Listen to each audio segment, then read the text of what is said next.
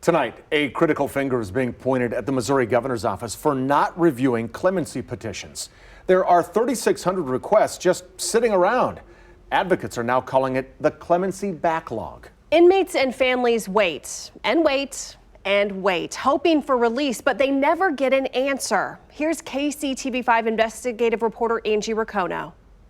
This is Patty Prewitt. She has been in prison for 33 years. There's a lot to tell you about her case. But one thing you should know is that she's been appealing to governors for clemency for more than a decade. She's never heard yes, but she's never been told no. So she waits. Because I'm doing somebody else's time. My kids and I are doing somebody else's time. And how do you ever prove that? If you don't think hope is cruel, you've never waited 2 decades for an answer. I have no idea. It's the question that broke Patty.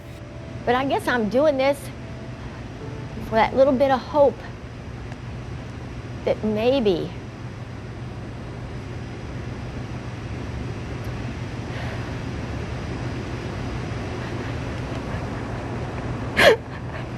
I'm sorry. Patty has waited 2 decades for a governor to consider clemency. This has been the roller coaster ride. Governor Carnahan, Mel Carnahan, had indicated that he was going to grant clemency. Then he, a horrific accident and died before he could. That's right. Patty's best hope to get out of prison was with Governor Carnahan, who died in a plane crash in 2000. Over the years, governors have come and gone, and no decision. The family felt things were close with Governor Eric Greitens. He resigned amid scandal. Patty is hopeful about Governor Mike Parson. Hoping upon hope that Governor Parson, and he seems like a really nice guy. He's a country guy, I'm a country gal. He was a sheriff. Surely he can see how this investigation was not the kind of investigation he would perform. Patty has always said she was attacked the night her husband Bill was shot and killed in Holden, Missouri. This is the parents' bedroom. Police never believed her. We're walking back to this closet where the guns were kept. Things were different 30-something years ago in a small town. Patty had affairs. Former lovers testified. The trial was fast. But Patty's children back her story. They say someone else was in the house that night. They saw a light in the basement.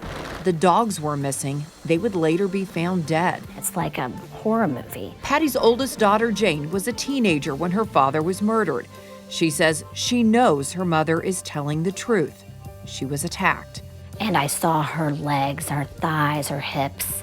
She was so bruised, so badly bruised. And as an adult, I know that those kind of bruises happen from being raped, and that's horrible, but I know that she was. The family's fight for the truth to prove this is a double tragedy has dragged on for decades and decades. It's now a push for mercy. We feel like she's innocent and that she should have never served any time, but she has served 33 years now. Patty entered prison as a middle-aged woman. She's now a great-grandmother. She deserves to come home. She deserves to be able to have a life with us. Patty's family has always had a plan if a governor, any of them, ever granted clemency. My Aunt Mary had always been the home plan, her sister.